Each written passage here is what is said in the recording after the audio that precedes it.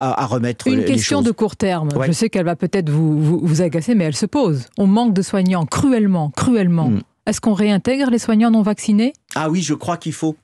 Le ministre a dit que c'est pas d'actualité. Vous avez changé d'avis sur ce sujet ? Non, vous avez pas du évolué ? tout, j'ai jamais changé d'avis. Non, quand il y a eu la crise et qu'il fallait vacciner, il y a eu ces mesures qui étaient logiques parce que vous pouviez pas venir en n'étant pas vacciné.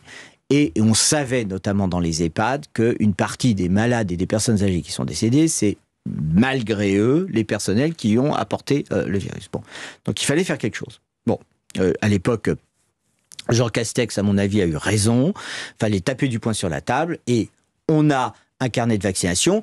L'acte de se faire vacciner, c'est un acte de science, c'est un acte vraiment de plénitude de l'exercice de la science et de compréhension de l'état actuel de la science. Donc vous êtes soignant, vous appliquez la science et il faut faire vacciner.